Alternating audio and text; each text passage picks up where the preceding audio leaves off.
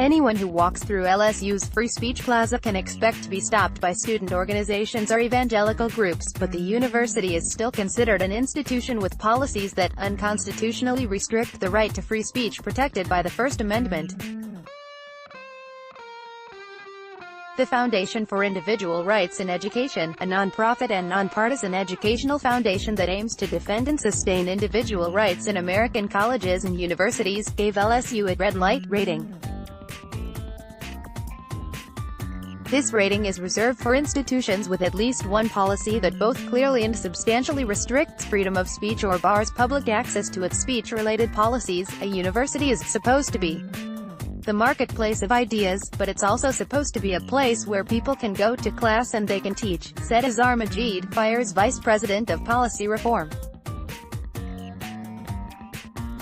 FIRE listed two of the university's policies as speech codes, which FIRE defines as university regulations prohibiting expression that would be constitutionally protected in society at large.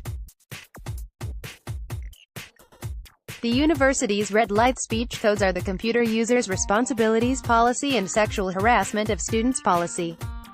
Part of the Computer Users Responsibilities Policy holds that users shall not utilize computing resources to download material that is defamatory, obscene, fraudulent, harassing or threatening, among other stipulations. The Sexual Harassment of Students Policy defines sexual harassment as a form of unlawful sexual discrimination, including unwelcome verbal, visual or physical conduct of a sexual nature. Another facet of the policy FIRE cites is that it defines hostile environment sexual harassment as unwelcome verbal or physical conduct of a sexual nature or gender-based conduct in which the conduct has the purpose or effect of unreasonably interfering with an individual's academic, work, team or organization performance. Majid said that while schools should prevent harassment, it should not come at the expense of free speech. The university's policy could potentially result in offensive language or suggestive comments being considered harassment, and those kinds of speech are protected under the First Amendment. LSU President F.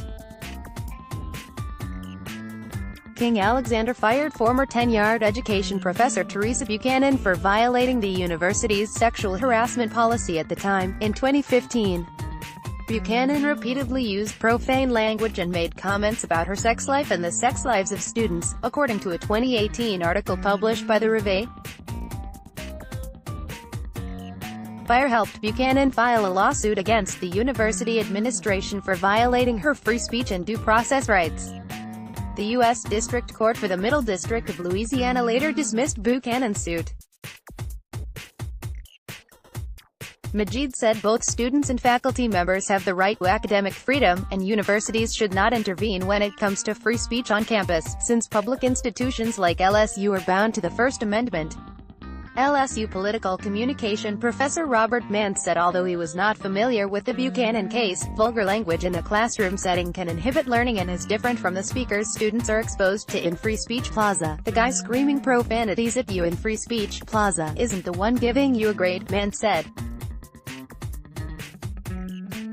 Students can generally avoid speech they disagree with in Free Speech Plaza by simply not going there, but they cannot avoid their classrooms.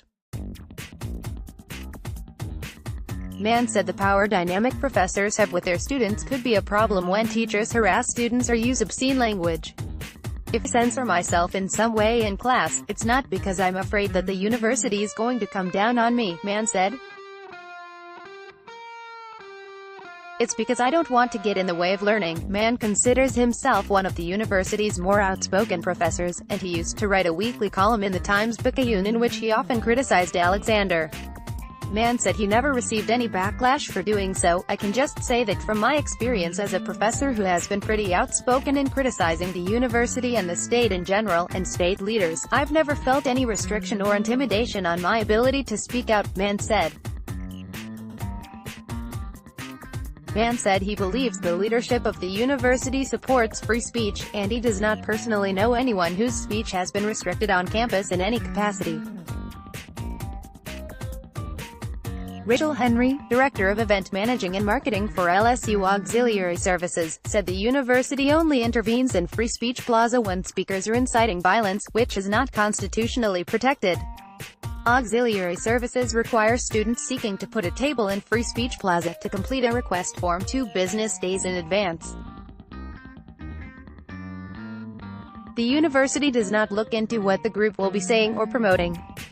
Individuals or groups that are not affiliated with the university do not have to fill out a form to be in Free Speech Plaza, but auxiliary services does not provide them with resources.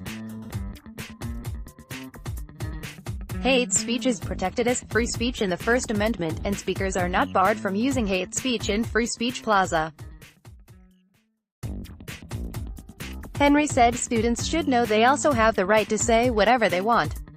When groups are being offensive or saying something they disagree with, students can freely debate them. They spread hate, Henry said. I encourage students to spread love.